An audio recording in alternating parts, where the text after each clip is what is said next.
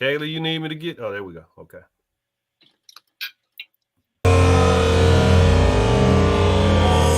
To another edition of Grown Folks Business. It's a beautiful Thursday. Can I tell you? It's still, to Andre's point, Jay Dwayne's point, it's still so prevalent. And I know I'm tired. I can't imagine what you guys are like being in that skin and like, damned if you do, damned if you don't. And wholeness. I want to live a life without any lack. And that's my ultimate desire. And it's really about inventory, if you will. Whatnot. And you get really busy and you get on a train track that just carries you through a number of years. We shared with mom and family that, we won't be there. We won't be home every Christmas. With birthdays, that we'll celebrate. We'll call, we'll celebrate, but it might not be on that day.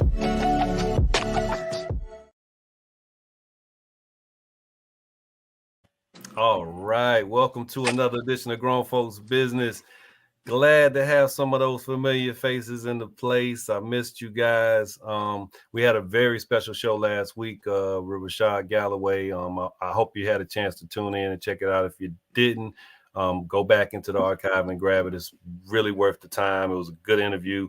It's just something we're going to be doing in the Grown Folks Business space, is highlighting some community partners. And some of you guys are on the list. Lisa, you are among them. We're going to be talking about what you do and how you do it. And we'll do a show that just features you in the not too distant future. Tonight's show. Oh, hey, Mary Carmen. Good to know you're on, and glad to know you're watching. Tonight's topic. People, we getting ready to enter back into that realm of the best reality TV you can see, because that's what it's turned into. It's just, it's almost like we can't wait till another election comes so we can just see how many people going to tune in and watch people talk about nothing.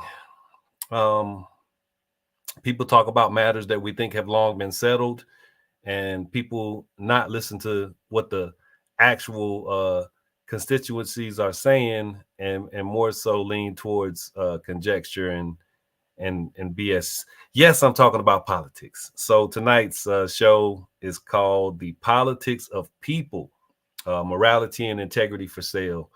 I will tell you briefly why this became something that I thought to bring to the space. It's concerning our gubernatorial, however you say it, campaign, and the people who've made it to the final round, who've survived on Survival Island, or whatever you want to call it. One of them being a gentleman by the name of Mark Robinson.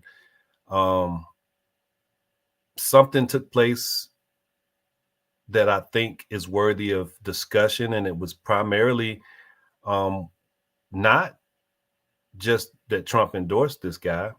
It was that he said he was better than Martin Luther King, and that he was Martin Luther King on steroids. People, I shudder. We've gotten to a space and a place where I believe the sensationalist tactics, the say anything and not be held to account, is at an all-time high. And politics has always been a nasty, dirty business and filled with all kind of messiness. But man, there were just certain things and certain people who were off limits at one point in time. And that's slowly been chipped away. Everybody's a comedian. Social media has made everybody think they have the best sense of humor ever. So some of the untouchable people like MLK have become memes and such. But it kind of shook me to my core to hear Trump say that. But what made it worse was I don't think Mark Robinson has responded and has said anything to counter that terrible, god-awful comparison. That's where my issue lies primarily. Morality and integrity for sale. When would someone not, even if they were the greatest person ever, when would they not say, "Oh, I demure. Don't say that about me. That's you can't say that. You can't compare me to one of the best of us." Someone who literally lost their life fighting for fair treatment of us all. God. Whew. So that's the inspiration for me bringing this to the table. I have some awesome people here tonight. Ajane, greatly appreciate you. Celeste, you know how much I care. Lisa, my heart there. I appreciate y'all. I'm glad I have three very knowledgeable women to have this discussion with, and I know you guys are gonna bring a lot to the table. So my spiel is done. I just, we'll start with the topic. Are morality and integrity for sale these days? Is it at an all-time high? I think politicians have always been questionable and somewhat problematic, but are we witnessing wholesale morality and integrity, barn burner type deals going on here? Everybody's just trying to get to become a talking head on MSNBC or Fox or something. It's just, they're trying to make careers out of nothing. Just being hot for a moment. So I'm gonna start with you, Aj. Morality and integrity for sale. How does that work in your mind as far as politics goes? Well, thank you all for welcoming me back into the space. I want to start with something that you said. You said that politicians have always done these sorts of things. I think as a historian, the first thing that I will say is that we have always had these sort of questionable antics. There has always been blood in the field. That is how political historians refer to it. Blood in the field. Congress, from its inception, was a violent and bloody landscape. From duels and fights and all of these things, this stuff has been sort of ingrained into the politics and the political fabric of the United States. With that being said, I think that there was up until about 1950, I would say that there has been a certain gentility that must have been portrayed in a way. So I wouldn't say that this is a new thing. I would say that the way that they have learned to weaponize media, the way that they've learned to chop up these little bits, the way that they've learned to disseminate information and alternative facts has become even more invasive and pervasive with the sort of invention of, or the reinvention, shall I say, of the rogue politician, right? This politician that's not actually a politician, which is an old concept, but they put a new spin on it. And I think one thing I will start by saying is I think more than just morality is for sale. I think we're watching people sell their souls like in real time. We're watching people sell their souls or the best parts of themselves, sort of bargain off the best parts of themselves and say, well, I think that the ends justify the means. And that's always been a very dangerous, slippery slope.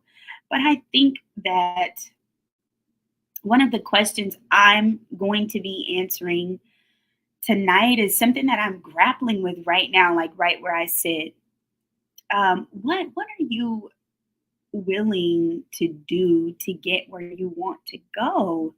Because I think the question is, and this is my final point, and then I'll make room for the other sisters, who I'm very glad to be on with, by the way.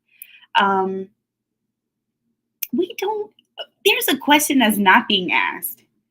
I watch so many political news shows. I listen to so many political podcasts. I listen to scholars, etc. No one is asking the question of what information do folks that are leading these parties have on these politicians that is controlling them. We are watching in real time. People say one thing, and 3 weeks later, you are making a complete fool of yourself. That has happened in history so many times, but there seems to be a method to the strategy of forcing people now to humiliate themselves in real time. And so my question as a Black woman, as a child of God, as a scholar, as a sister, is what information do these folks have in these parties that they are utilizing to control these politicians like puppets? And with that, I will give the floor over to the other sisters. Appreciate that. I think you brought into the equation the media element in a significant way, and it's almost this to go viral or to just get that level of popularity. That means you just get to talk out of a dark place that I won't name and get some screen time and some views, and you can make a living just running off at the mouth. That is just as much of a motivation as whatever potential information that parties have that could be arguably utilized to blackmail or cajole. It's really strange. I agree. Lisa, I'm coming to you next. So, are morality and integrity for sale? What is your take on how those things work politically? Ooh, thank you, Ajane. The thing is, I think it is complicated because it is very easy to get wrapped up. And then once you're on the train, how do you jump off? You do have to have a level of intentionality at staying grounded. Celeste, I'm not sure about you, Ajane, but I know Celeste is entrenched locally where I am. And Felton gets the benefit of hearing a lot of me venting about, oh my gosh, and wow, this is happening and that's happening. And part of me would love to jump out. Like, man, I can't have no part. A lot of time I just feel dirty sometimes, like having to even be in the rooms with some people. So the point of reference is, do I go along to get along? How far do I go along to get along? But I have some barometers and I am often taking temperature checks and I'm often checking in.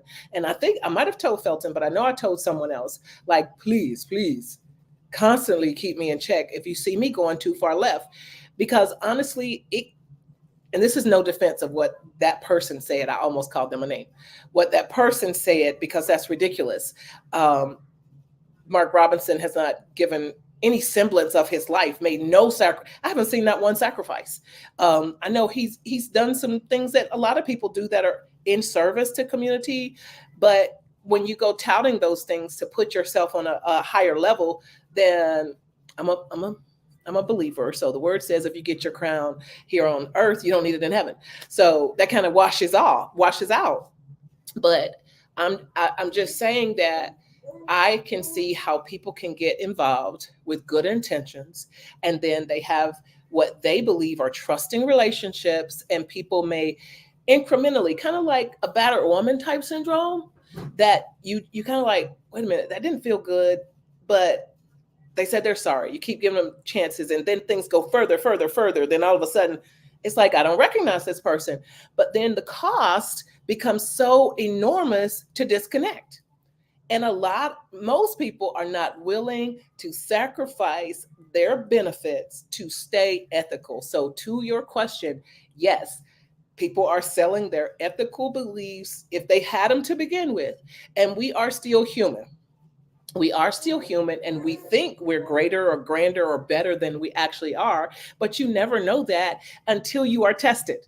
So people say they're ethical, people say they're honest, but only the test comes to prove that when you have a chance to be honest. So thank you for bringing out that, hey, he didn't even come back and say, no, don't put me on that plane. That man was killed in his 30s just for trying to fight for equality. So no, he did not know that. And I kind of ditched another assignment tonight because this was so interesting to me, because one of my former husbands says, oh, Lisa, you know Mark Robinson, and he's this. I don't know what I do. Like, I don't know that dude.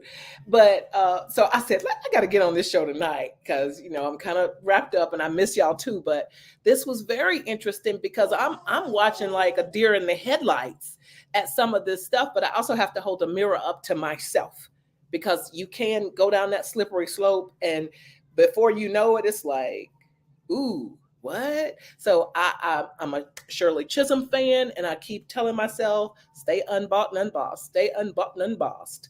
So thank you for this show, Felton. Thank you, Lisa. So I'm coming to somebody who's actually met the guy, and again, I'm not here to pile on. I'm a person that will say what I say to your face, and I hate to even give this as much airtime, but you've not responded to what you have to know is a misplaced comment in terms of someone comparing you to someone as dynamic and awesome as MLK was, flaws and all. I mean, and I don't, hey man, if this is somebody willing to step in front of you and take a bullet, no matter what their personal life was like, are you still not going to recognize that this person was willing to step in front of you and take a bullet? I think we will, and I think we shall, and that's eternal for me. So, real quick, made me think when I was growing up, at my great grandmother's house, there was that picture that frame that housed those three people that you kind of just knew not to say a lot about. And at that time, it was Jesus, JFK, and MLK, and they were all in the same framework. Now, I'm sure Abraham Lincoln was in there at one time or another for Black folks, but it was JFK, MLK, and Jesus. So, yeah, bro, it just turned me off that you wasn't even man enough, and I'll say that, to respond and push back on that compliment. Celeste, your thoughts? Politics of people, morality and integrity for sale. So when I heard you say that originally when Ajane was speaking, it very much hit me. You have to have morals in politics, and you have to have ethics to forego and give them up. One thing I can say about Mark Robinson, having heard him speak, having seen him in person, he believes what he says. He's not compromising his ethics. He's not compromising his morals. He believes this. This is his morals. This is his ethics. I mean, recently in the last 2 weeks, he stated that he wants to go back to a time when women didn't have the right to vote, based off of the idea that we don't make good decisions and we're too emotional and XYZ. That's this man. That's his thought process. And what him and his comment back to Trump, he did make a comment back to Trump because Trump gave him the compliment when he first got elected to lieutenant governor. He happily received it.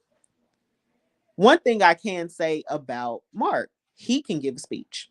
The way he became famous was he went viral for speaking at a Greensboro City Council meeting.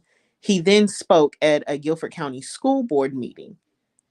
And while I don't agree with any of the speeches that he gives, I can say he speaks with the conviction of a minister in the pulpit on a Sunday when he's talking about Sodom and Gomorrah and turning back and looking and turning into a pillar of salt and Jonah spending 40 days in the belly of a whale. He believes this. It's not him compromising his morals or ethics. This is his genuine thought process.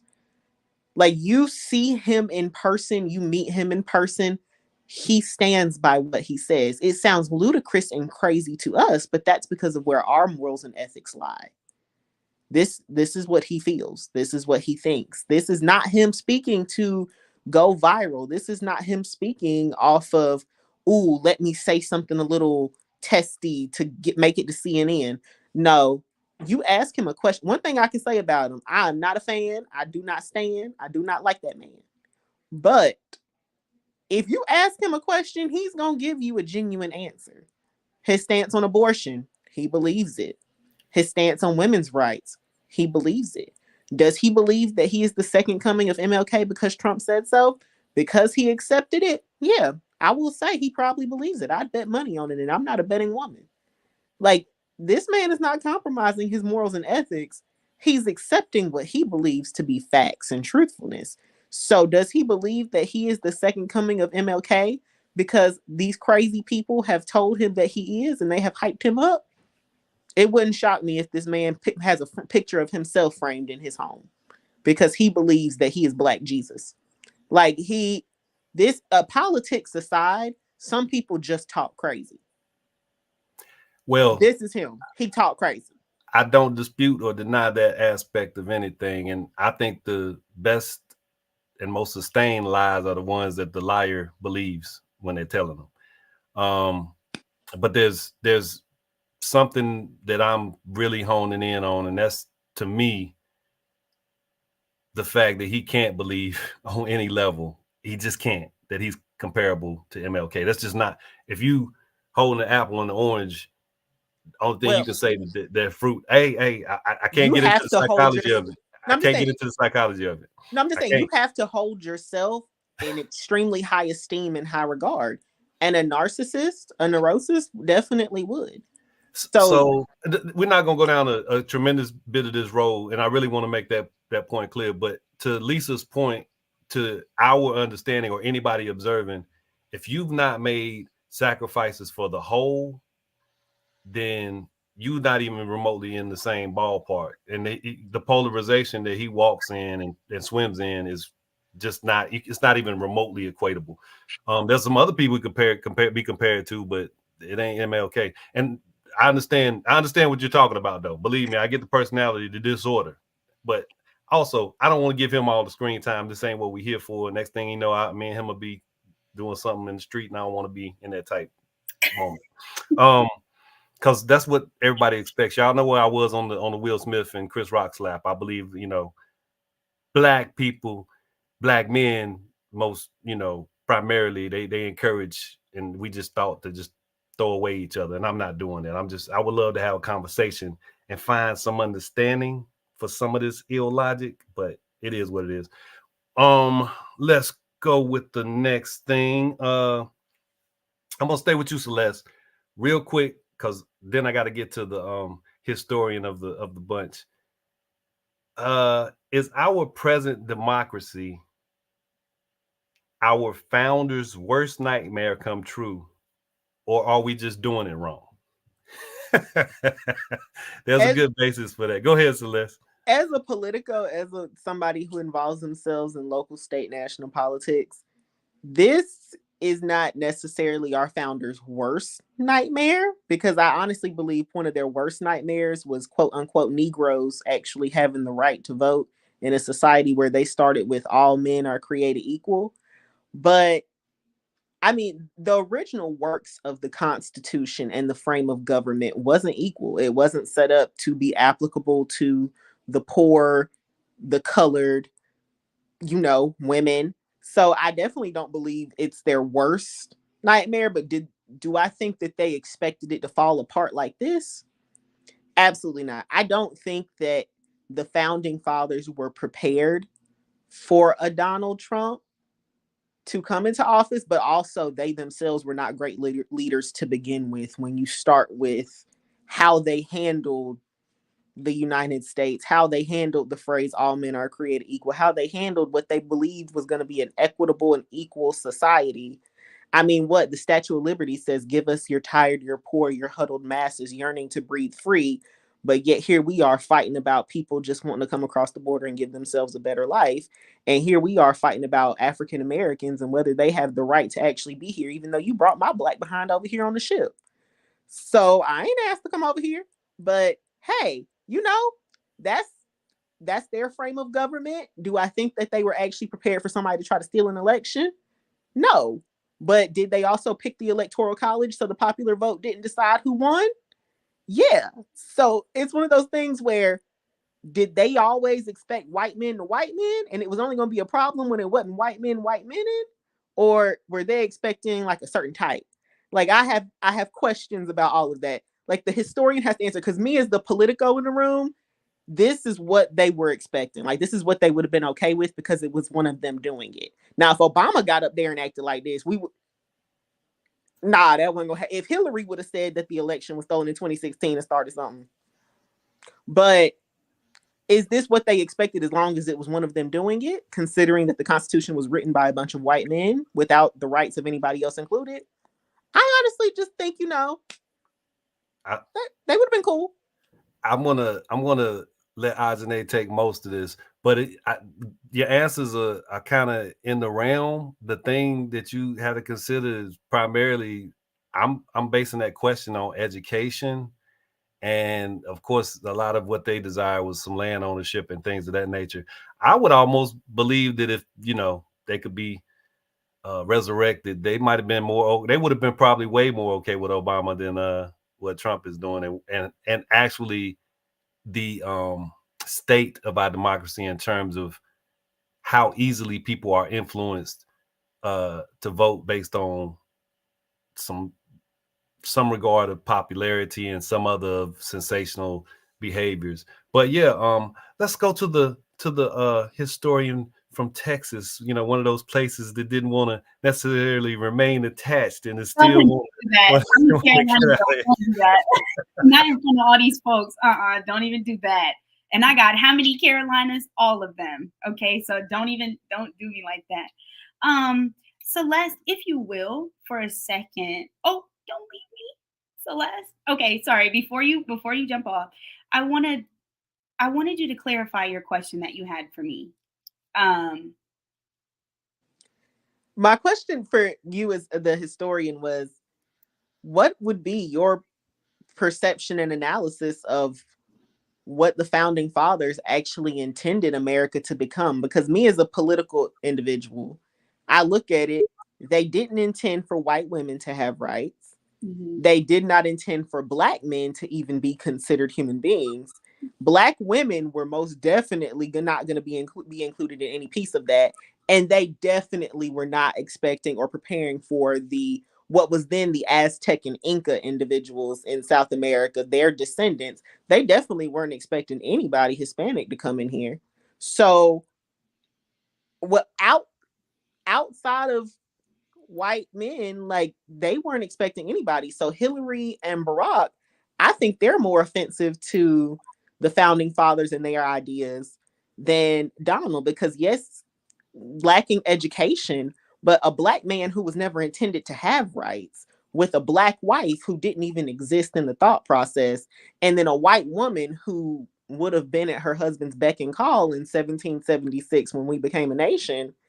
Which one's more, like, I wouldn't know which one is more offensive. Somebody who's uneducated but quote unquote has money, which is up for debate, or people who were never actually considered individual citizens and humans to begin with, having some type of power or influence.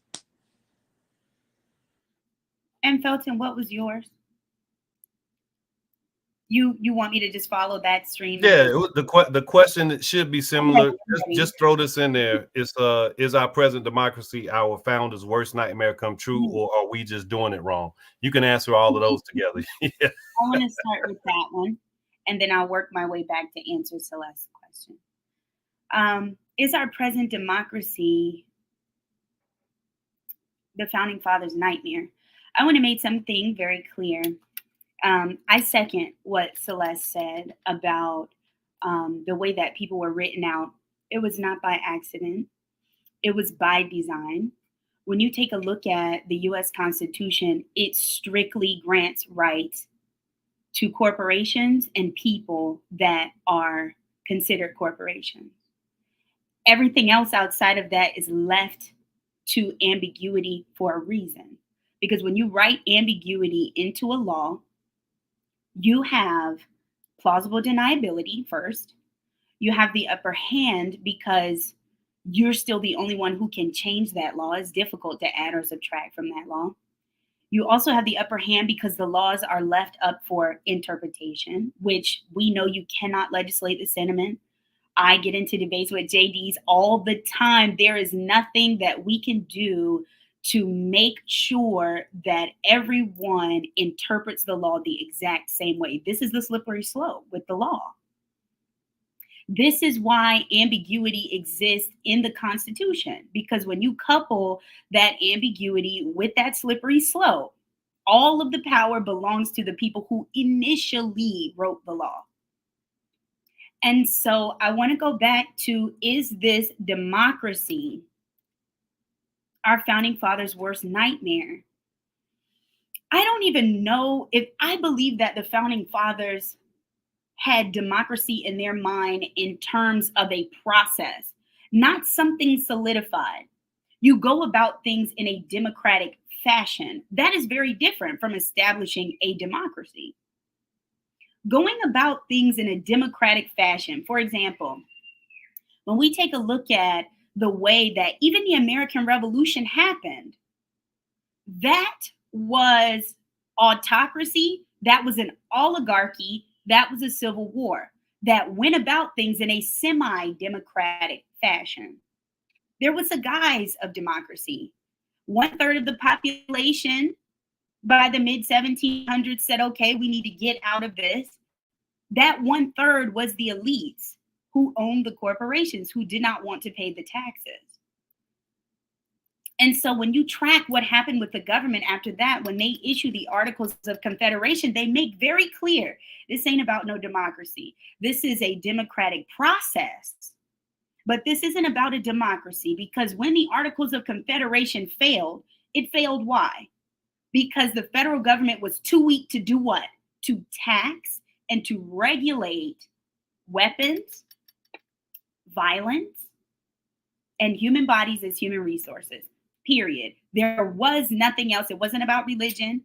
It wasn't about anything else. It was about going about establishing federal power in a democratic process, not necessarily establishing a democratic government. This is a representative democracy. That's not the same as a direct democracy.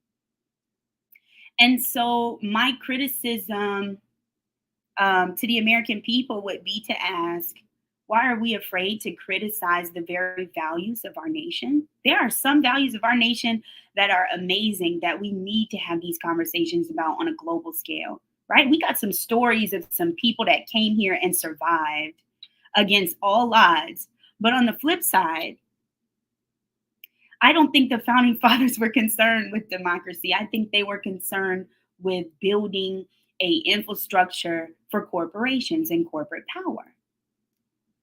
And I believe that they went about doing that in a semi-democratic fashion. And I believe that imperialism is about making sure that things happen in a democratic fashion, in a democratic process, which is not necessarily the same as establishing a democracy. And so one of the final things that I will say is that one of the things I always warn my students about, Lisa, I want to respond to something that you said earlier. You were talking about how you and Celeste were entrenched in politics. I was entrenched in politics. I found out that God was calling me out of that for a moment because I had to get out and I had to establish myself as an intellect. And I had to find out that my fight was with the pen for right now while I'm writing this first book. And then I can get back out there.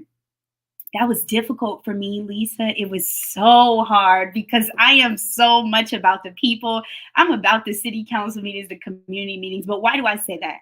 I say that because one of the things I had to learn how to do is something that I stand on frequently. I had to learn how to take a step back and see the government as a whole. One of the ways that we are misled as an American people is that they keep the population split just enough so that we can't come together. It's 49-51 on everything. People with the American dream, people with patriotism, people with the shrinking middle class, any criticism that we have of our government, they keep it split 49-51, 49-51. How do we wake up and come out of that? We have to understand that government corruption is a two-headed snake. Both of these parties believe in corporation over people. Neither one of them are critiquing corporations. All of them still let be on the books that a corporation is a person. What a beautiful baby. That just made my whole night. But I'll leave it at that. If they want change, if they are about people, why is it still in the books that a corporation is considered a person first? And why are no parties critiquing corporate power? And I'll leave it at that. And I will say, I don't believe that the founding fathers were concerned about constructing a direct democratic government. They were concerned about constructing representative democracy and people who are going to keep corporations in power. Yeah, so I appreciate all of that. I appreciate both of those wonderful responses. There's the element that I'm speaking of concerning who they thought were the people that would be eligible to hold office and the people who would be able to vote for them. You know, sexism aside, racism aside, yeah, they were thinking that they would have intelligent people in the fold. And which is why they kind of wanted to make sure who could vote was not just everybody. So it was not going to be authentic democracy. Hold on one second. Go ahead. I'm going to hit you for 1 second. I'm going to Lisa, and then we're going to get back around. So it was never going to be the authentic democracy of every vote counts and all of that stuff. And we still having trouble making that happen to this day. But there was some aspects of understanding how the government worked that needed to be incorporated and not just vote for people that made you feel good or that said something you liked. So that's kind of how I meant the question, and I apologize for not being clear, but I don't apologize for not being clear at the same time because I got some wonderful responses and I'm grateful. So Aj, give me a quick hit, and then I'm going to hit Lisa with the same question, and we're going to get back around. I want to say, do not forget that from the beginning, one of the things that stifled the political parties and divided people was this question of should people in the federal government be elite and educated, or should they be so-called common? This is a very long and very contentious debate. Both parties have flipped, and the ways that they have flipped is by this principle. Should we be elite? Should we be this? Should we be that? One of the most pervasive things that both political parties have up their alley is the fact that they are not really who they say they are. The Republicans say they're the common man, right? This question of common people being in the government. But they operate spoil systems like nobody's business. That's old. That's Andrew Jackson. That's 1828, right? The Republicans are this anti-elite, but they own all the corporations. And the Democrats are these people who say, oh, you know, we understand the common man's experience, but you have all the education. Okay, so from the beginning, this has been a facade, and the American people need to know that from the beginning. Neither party has been honest about who they really want in government. Yeah, I think that's we definitely understand that trade-off exists, and I always say that. Okay, so I'm coming to you one very quickly. Then I'm going to Lisa because Lisa hadn't answered yet. No, but I think hold on 1 second. I'm coming to you. I promise you. Let me do. I'm done. You're good. Thing. Let me do the facility. Let me keep calm in the seas.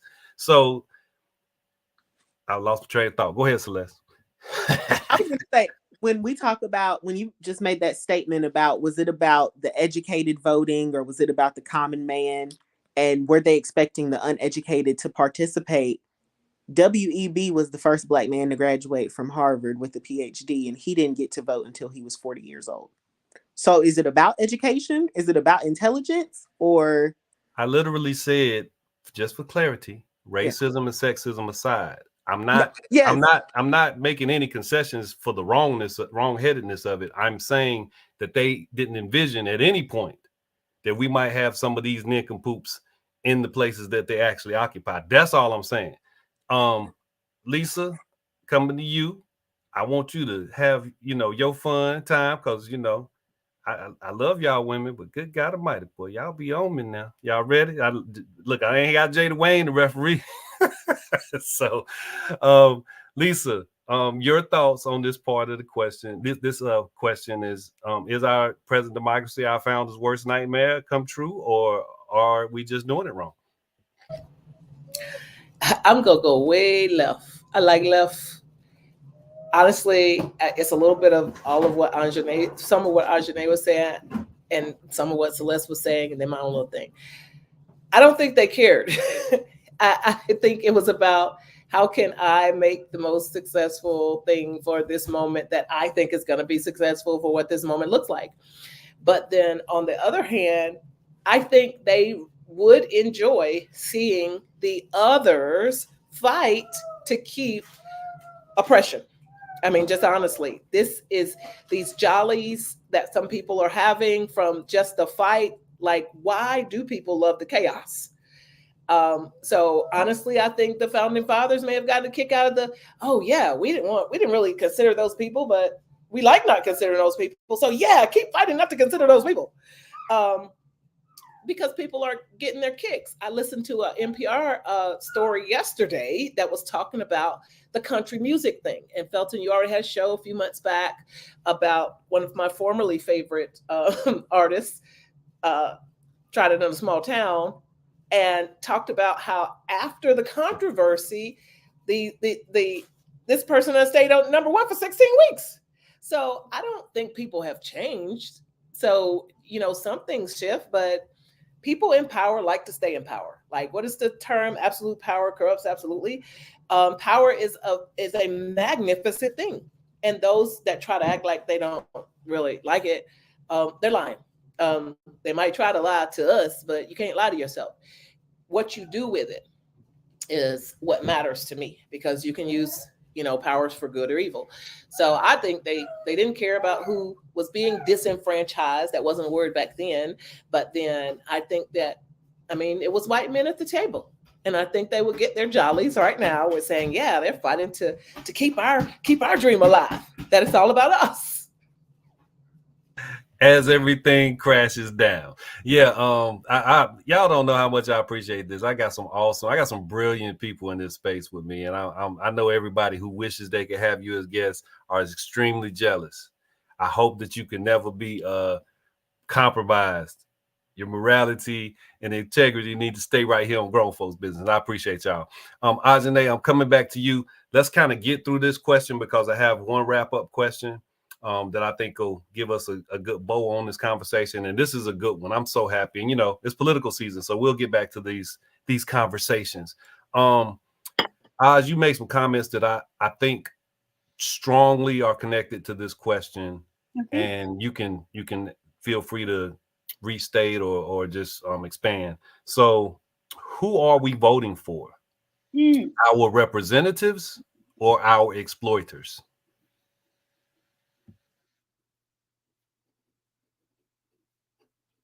Okay, y'all know I'm the note-taking sister. Okay, so I don't play that game. So I'm like over here scribbling. Thanks for being patient. Who are we voting for? Our representatives or our exploiters? You know what I think? First of all, I think the American people need to hold themselves accountable and stop exploiting themselves. Because when you put these people in office and you don't hold these folks accountable and you don't engage, you are exploiting yourself. You have made yourself a resource to a machine that is out there to use and abuse.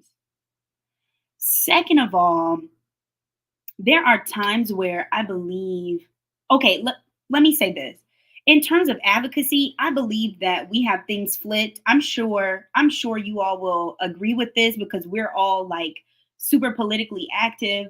The way that we control our people not becoming our exploiters, we need to start incubating them at the local level and move them up. Come on, we got to get more discipline. Because if you can't handle city council, we snatching you right off. You're not running for mayor, sis. Or young man, you're not running for mayor, and we're not going to see you run for governor. So I will say that I can point to some geographies. Y'all know I'm an environmental historian. Where people hold positions that are representatives and are not exploiters, but it's because the people are not exploiting themselves. They are not willing to allow their media to exploit them via stereotypes, etc. And then there's a whole other flip side, right?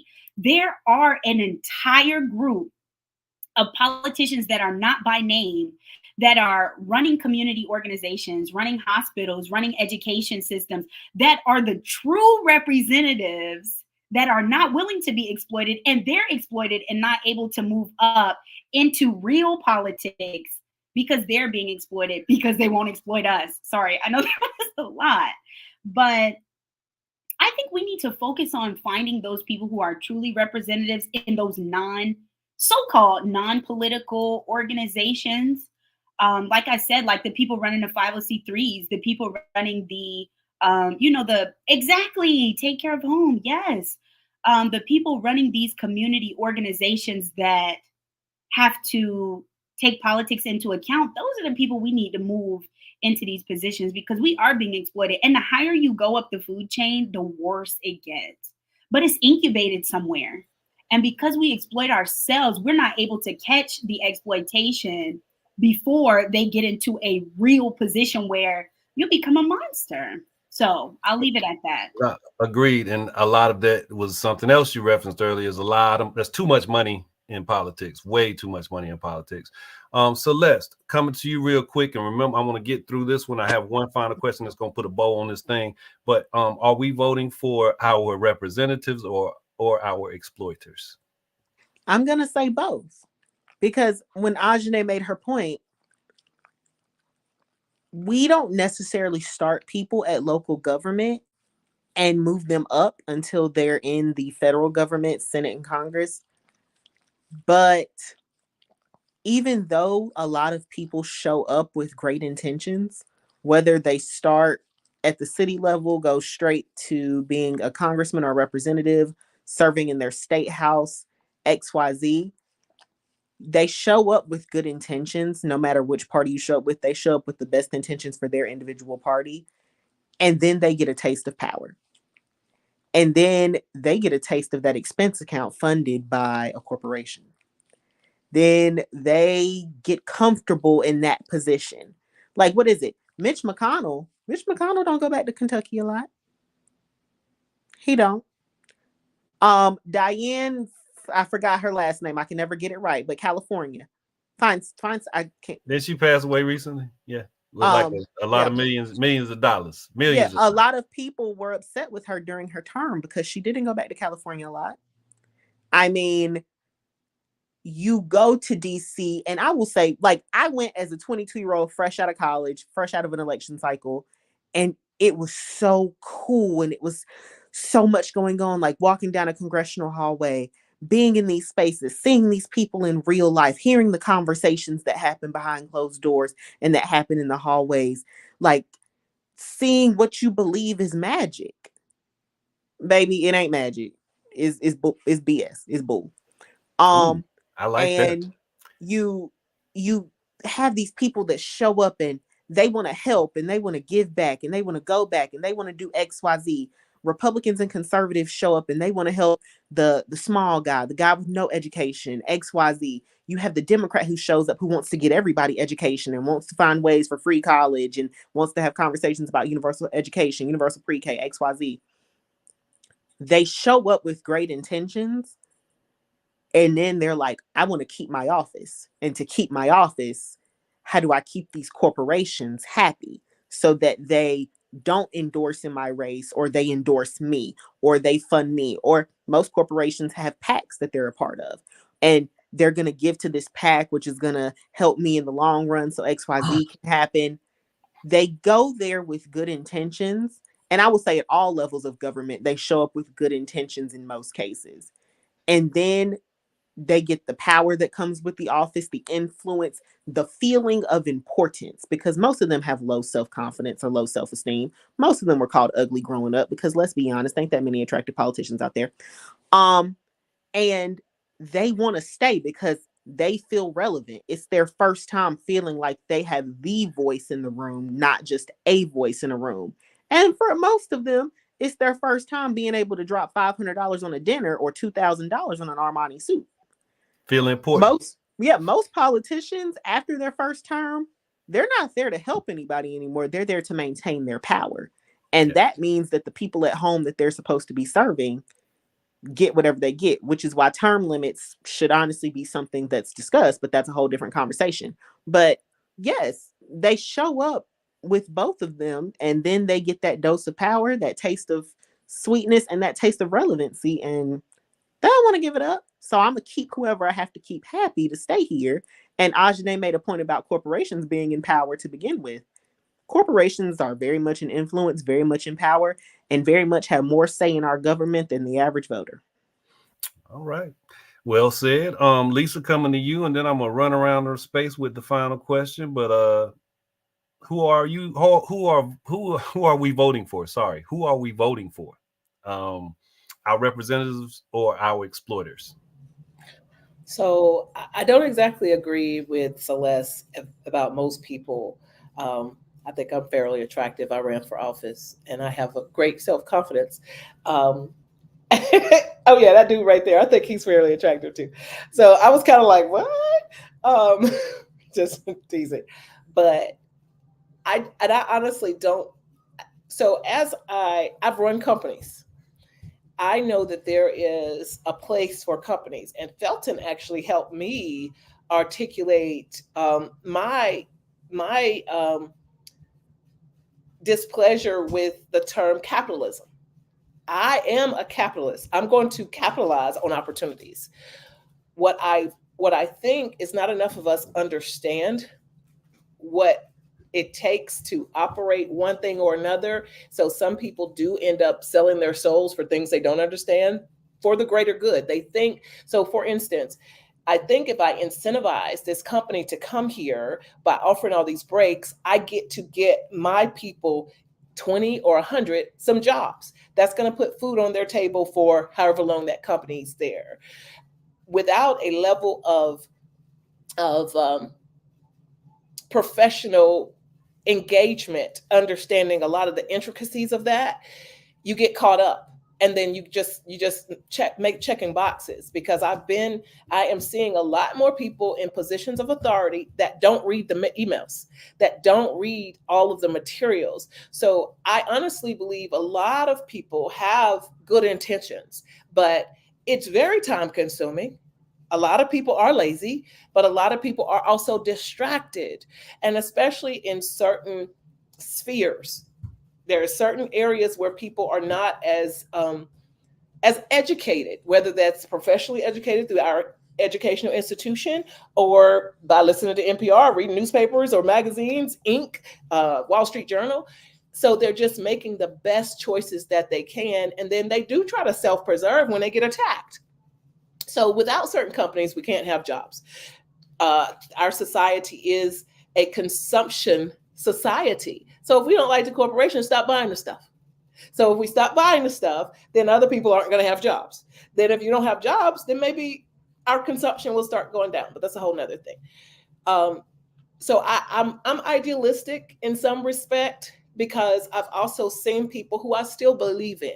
So like Dr. Alma Adams, who started local, moved upstate. Now she's federal. She keeps coming back. She keeps having a level of engagement. I haven't seen that myself, with her being sold out per se. So she's one that I watch.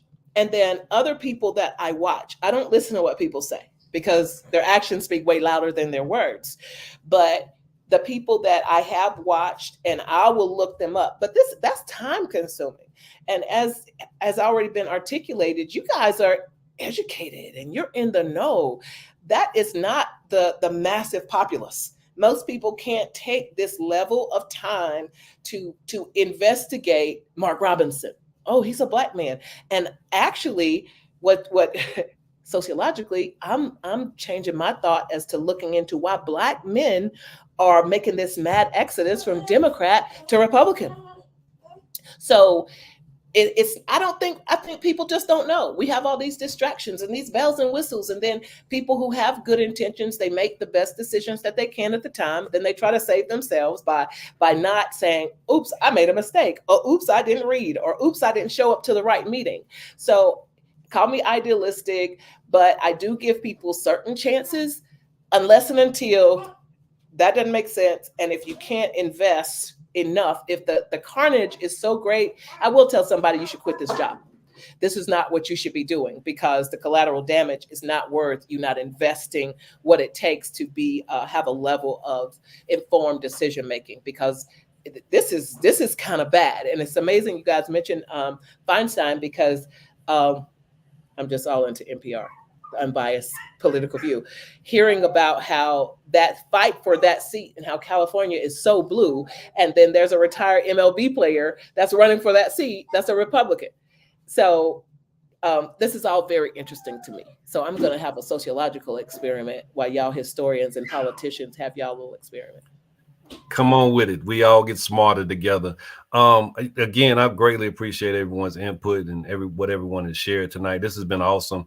To your point about money and politics and about the dollars that can be had once you occupy certain places and what corporations represent. I'm reading MLK's the book he wrote before he was assassinated. Where do we go from here? Chaos of Community. And one of the things he was speaking of, which is a show I have in my mind to do concerning the black dollar. When people think this black dollar is separate from the American dollar, it's not.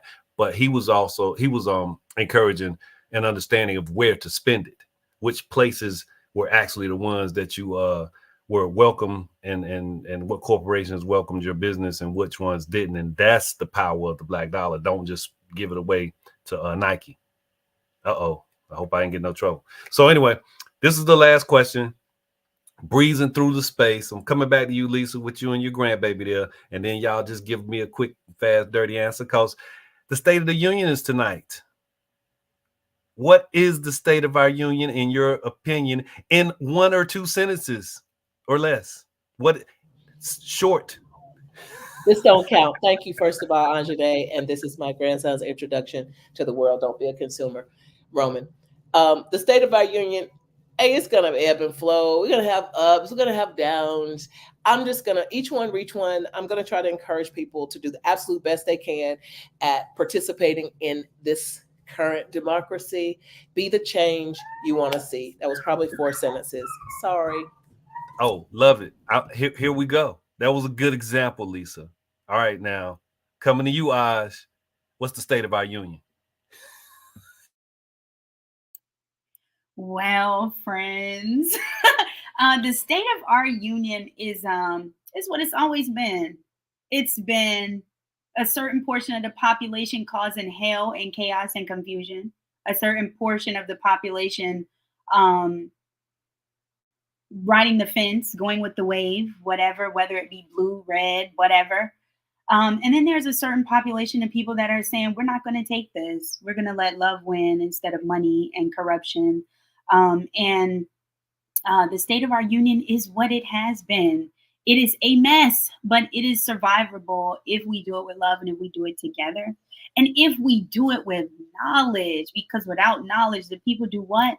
They perish. When you perish, that means you fade away slowly. Perishing happens from the inside out. You don't even know what's going on till you're too far gone. So the state of our union is a mess, but the best part of this country has always been the people. And it's not our mess. Yeah. So. It's our mess. I received that. It's and our we need mess. to fix it. And we can fix it with love. Celeste, what is the state of our union? Joseph Robinette Biden is trying his best. God bless him with the Congress and the congressional body that he has now. Protect it, preserve the democracy of it, preserve the actual democracy of it. Let me be clear. And progress it. The 3 Ps: protect, preserve, progress. We need to take steps in a direction versus stagnating in whatever cesspool we've been in. I know people want to say, oh, Obama, the conquering hero. Yes, he was. He's great, XYZ. But since Ronald Reagan, America has been in a cesspool of whatever, and we've stagnated. We still have not clearly found our way out. America has always been a mess, but whatever was going on in the 80s, yeah, we got to progress out of it. So protect, preserve, progress. Beautiful. I've spent a marvelous hour with some amazing, intelligent, and outstanding women. I'm so appreciative. I'm so appreciative. I muted myself. I'm so appreciative that I get to do this, and I'm just grateful to you guys make time for me and make time for Grown Folks Business. I thank you all. I will look to see you again next week. Now I might have to change topics and get back to this one again because this has been awesome. This is edifying. This is what people need to hear. Even if it's a little bit, it can turn into a lot. you create a spark, you start a fire. Thank you all for spending the time. Let's do this again. Take good care. Enjoy our president talking as best he can tonight. Because don't play him like that. I'm going to bed. The morality and integrity. I don't blame you. He probably going to bed too. He probably going to bed too. The morality and integrity's got to come into play at some point when it's time for you to say, "Let me get somebody else in there." My name is Bennett. I'm not in it. Hey, you love my y'all. new nerdy best friend. You getting a text message tonight. Love y'all. Love y'all. Y'all have a good night. Like, y'all have a good night. Take care.